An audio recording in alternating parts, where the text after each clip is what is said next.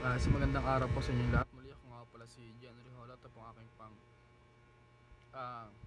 218 araw ng 365 daily devotion with Pastor Russell. No? Ang pamagat po ang tatalakan natin ngayon ay about po sa Arianism Seminary Edition. Sa Pilipos 2 verse 6 to 7, sinulat ni Apostol Pablo ang tungkol sa kababaang loob ni Jesus. Ayon sa mga talatang ito, no, bagamat si Jesus ay may likas na kalikasan bilang Diyos, hindi niya iniisip na isang bagay na dapat ipagmalaki ang pagiging kapantay ng ating Panginoon. No? Sa halip, nagpakumbaba siya at pinanganak sa anyo ng isang alipin at naging tao. Ang kanyang desisyon na iwanan ang kanyang kaluwalhatian at magpakumbaba sa lupa ay isang makapangyarihang halimbawa ng tunay na kababaang loob. Ang talatang ito ay nagtuturo sa atin ng isang mahalagang aral. Ang kababaang loob ay hindi nangangahulugang kawalan ng kahalaga o kapangyarihan. Sa halip, ito ay isang pagpapakita ng tunay na lakas ng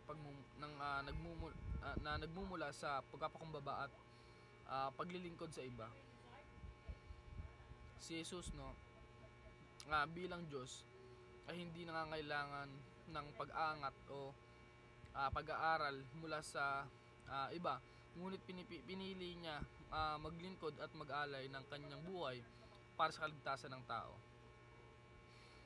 Mahalaga ang mensahe ng Pilipos 2 verse 6 to 7 sa ating buhay bilang mga Kristiyano.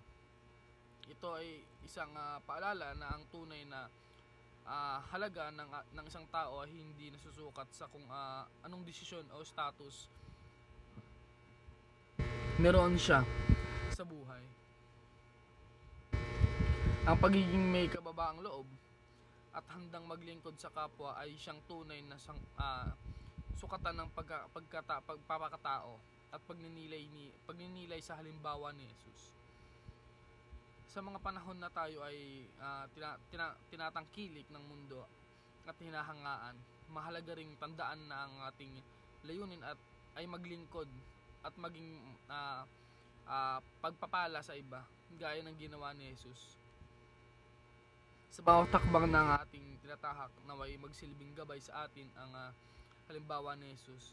Kung siya bilang Diyos ay nagpapakumbaba at naglilingkod, pa tayo rin ay tinawagan na magpakumbaba at maglingkod sa ating kapwa, hindi para sa ating kapakinabangan kundi para sa ikabubuti ng lahat at para sa kaluwalhatian ng ating Panginoon. Yun lamang po at maraming salamat.